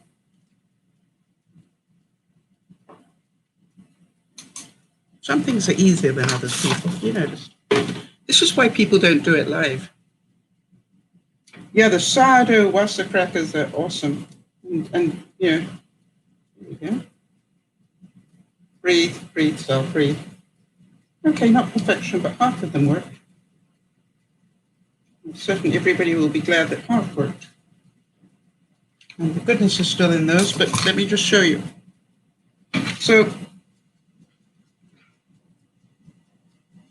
I am now going to crisp that up. And what I'm going to do, just going to drop this in there any way I can and crisp it up, because it's all about little crispy bits of goodness.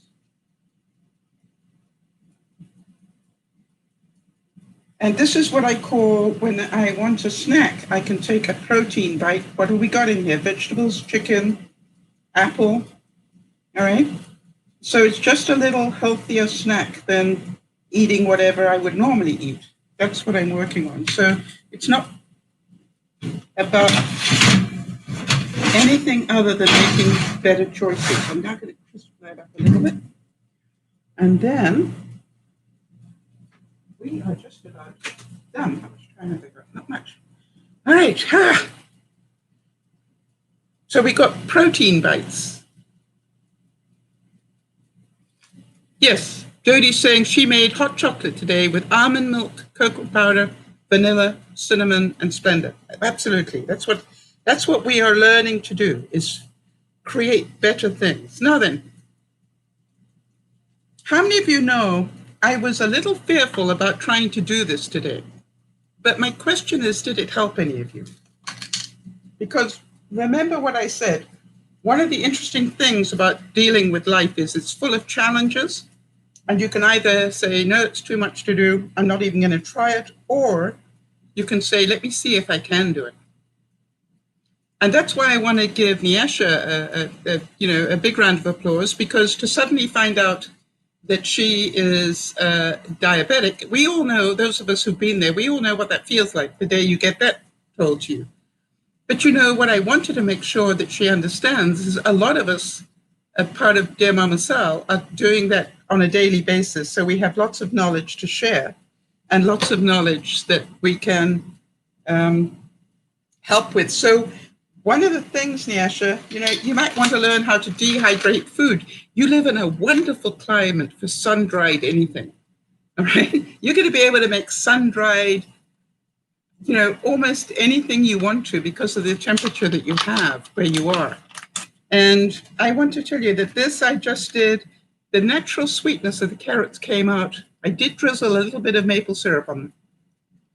But they're such good little snacks. Really tasty. Not good for doing broadcast, but really tasty. All right, so now the rice is done. I just wanted to show you what brown rice looks like when it's cooked. Because it is slightly different. How many of you already use brown rice instead of white?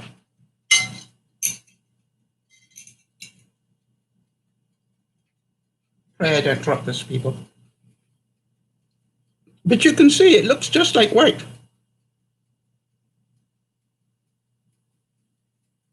Oh, Kez, that's so kind of you to say that.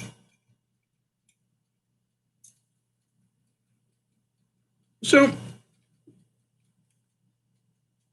if you heard that you could either eat brown rice or no rice, how many of you are going, I would eat that? So,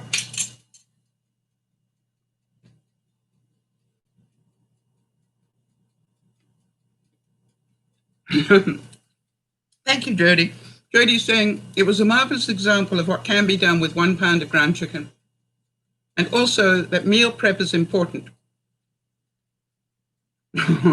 Sandy says, I'm a visual learner, so I love the demos.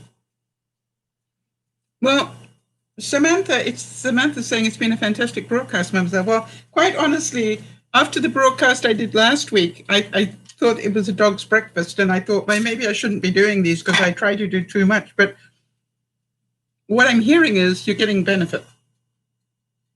So what was the most important aha moment for you? For those of you who are watching now, what was it in the broadcast that you went, wow, I can do that?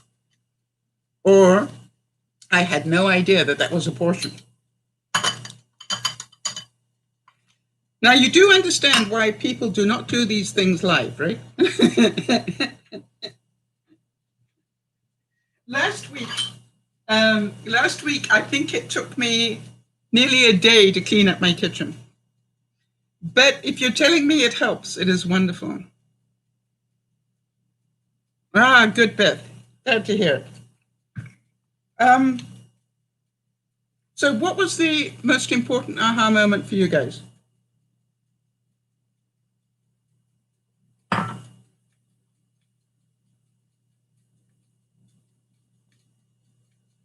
And I want you to think for a second. Ah, interesting, right? Samantha, do you have a toaster oven? I only did them in the halogen because it's a visual for you all, and I can do it all, and you can see it the whole time. That's why I did it in the halogen. But do you have a toaster oven?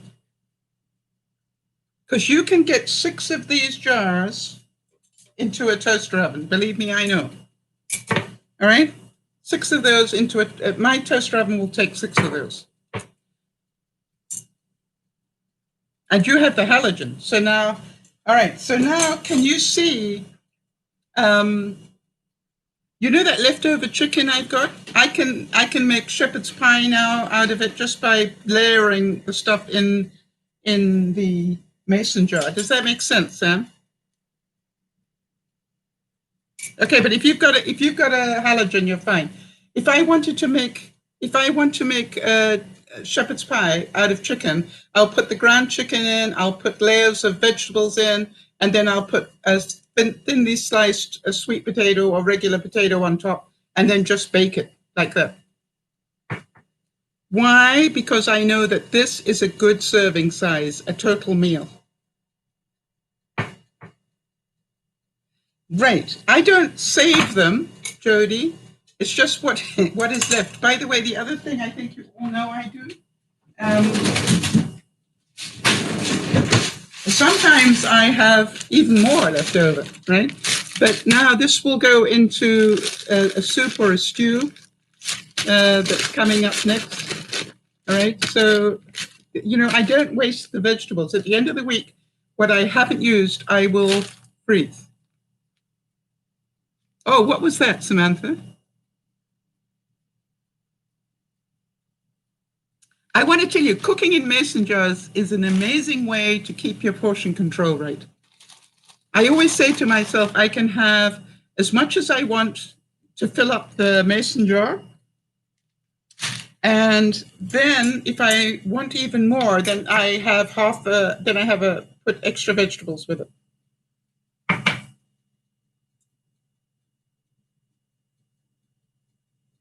Ah.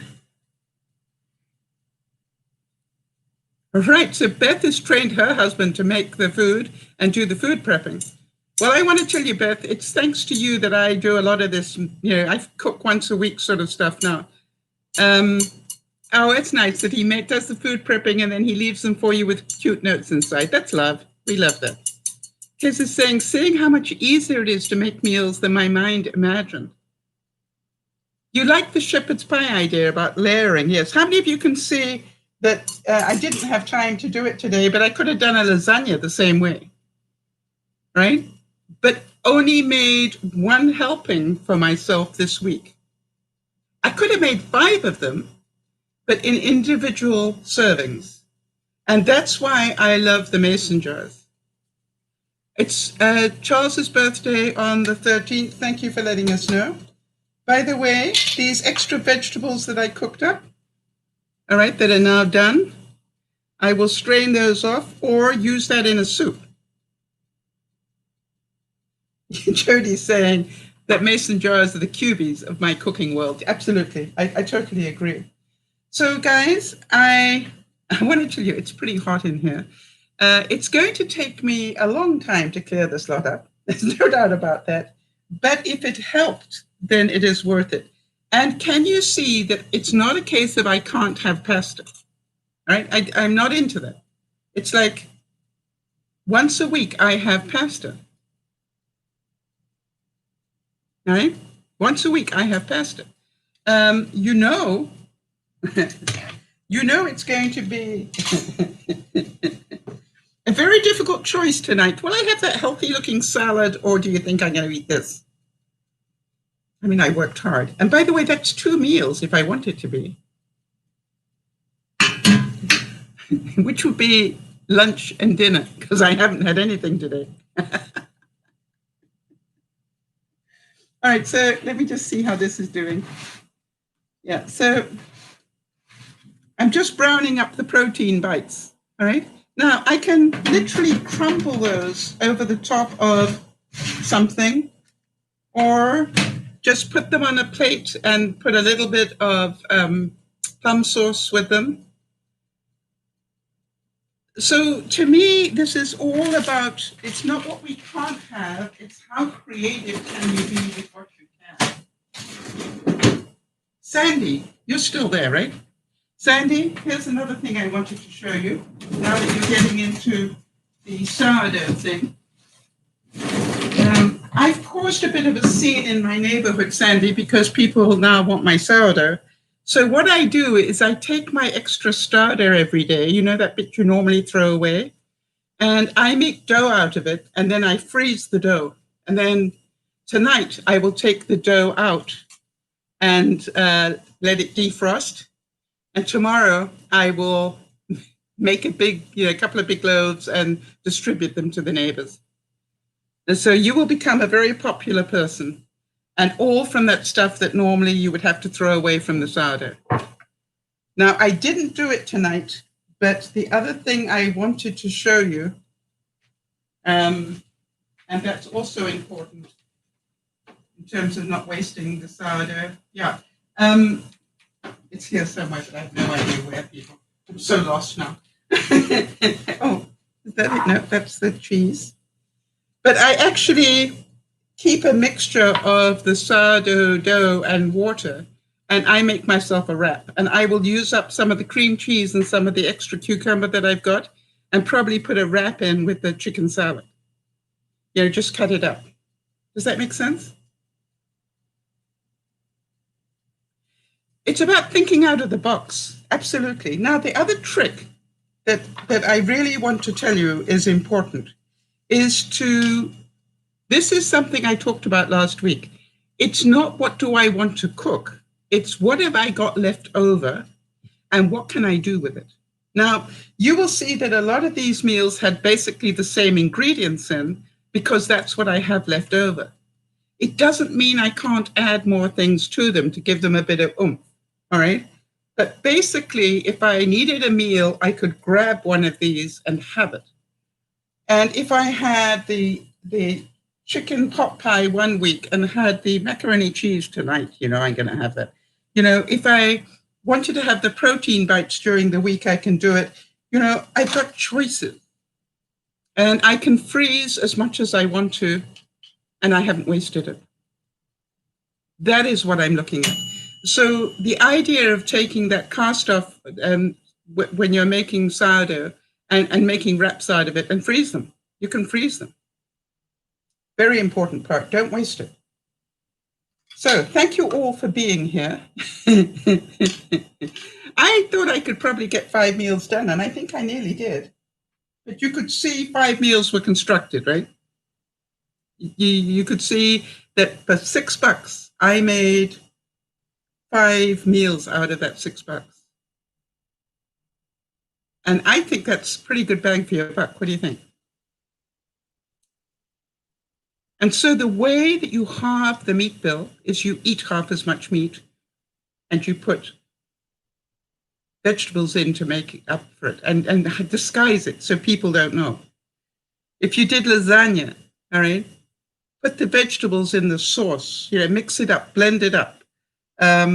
but just bulk it up so that people don't know. I could have put vegetables in my mac and cheese.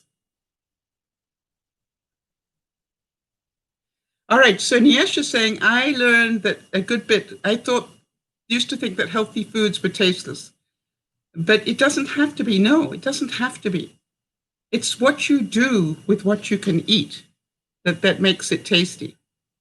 So find out, as usual, Niasha, what we're going to teach you. We're going to first of all find out, what do you like to eat, right? We want to see, first of all, what are you eating? Once we know what you're eating, and we probably need about 2 or 3 days worth, and then we can start making suggestions for you. What does breakfast look like for you? But you need to be really honest, Niasha. You need to tell us exactly what you eat. I don't care how terrifying that is. If you're eating 5 plates of macaroni and cheese, you need to tell us that. If you're eating 6 snack bars, you need to tell us that, because we need to help you find ways that then we know what it is you're eating. And I have found, with the help of the viewers, that I have changed my diet to such a degree that it's really quite amazing to me. I now, if I've got bread that I haven't used by the end of the week, think about this one. Let me just show you. I'm due to make bread tomorrow, and I made this bread midweek, and this is how I think now. Okay. Okay, I've got this left over. A couple of pieces. I've got choices. I can toast it, and I could make mini pizza bites out of it. I could make breadcrumbs, toast it, and then make breadcrumbs. All right, good night to you, Sam. Thanks for being here. Do you understand? I no longer think I could make breadcrumbs and then put that around a piece of meat, make a Salisbury steak or something. I don't think about throwing it away anymore. I think about, what can I still do with it? How many of you saw that I used breadcrumbs to fill up some of the sausage bites and things? I use my sourdough breadcrumbs to wrap around burgers and stuff and then make them crispy. So you see, you can do all sorts of things. And using breadcrumbs that come from sourdough are going to be far less problem than using regular breadcrumbs. That's the point that I'm trying to make. So the neighbors are going to be happy about this. All right, everybody. The other thing, I bought a big bunch of cilantro. I'm not going to use it. I'm going to freeze it. All right? So that when I need some, I can just take a sprig and throw it straight into something. I freeze cilantro. And big saving. Think about this one. I cut off the stalks and I dry them, and then I pulverize them. And now I've got powdered cilantro for stews and things. Does that make sense? I literally will cut the stalks off them, dry them, dehydrate them, and then put them in the blender to pulverize them. And then I just add that into my seasoning mix. You saw me add some of my seasoning mix. Whew. Hope you enjoyed it. This is DearMamaSal saying, this isn't about what we can't do. We're smart people. We are not stupid people. We are smart. We can halve our shopping bill by cooking smarter. And that means that we will probably still be able to afford whatever it is we really want to eat. Because if we can save money on the day-to-day stuff, you understand, you're going to be able to afford that roast that you didn't think you could. If you can feed, take $6 and make 5 or 6 meals out of it, that means you can spend the rest of the money buying a nice roast of pork or a nice roast beef or something, or maybe 2. I've also found that if you buy a bulk piece of meat, you can cut it up into 2 or 3 roasts. So this is about get smart. Get smart, because we're going to need to be smart. By the way, did you see I changed my greenhouse window. That's getting ready for the fall, where I'm going to be growing my seedlings. And for those of you who are wondering, how is Tommy the tomato doing? He's about this big now. He's nearly full size. The question is he getting enough sun to ripen? I talked to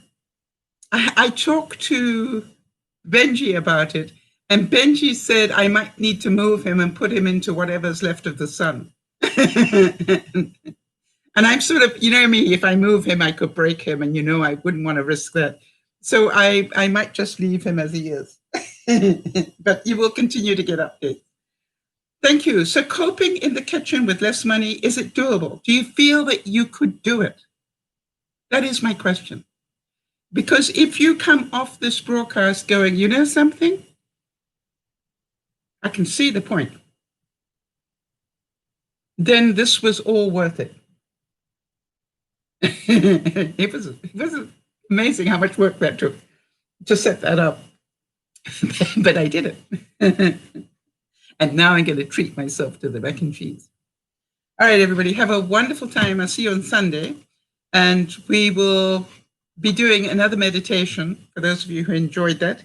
And we also will be talking a bit more about stress. Jody, thanks for all the support. If Niasha's still with us, and if Bernice happens to see that, the first couple of months of being told that you have diabetes are probably the scariest. And that's until you work out you don't have to fix this in a day. You just need to start taking it seriously. And that is, I think, a very different thing. You probably were warned about it, but you didn't do anything about it. And I must admit that mine was a total shock because I didn't even get a warning. Mine went from 0 to wherever it was in between one regular blood panel and the next. So I think smarter shopping, all right, will bring you more meals. And get creative.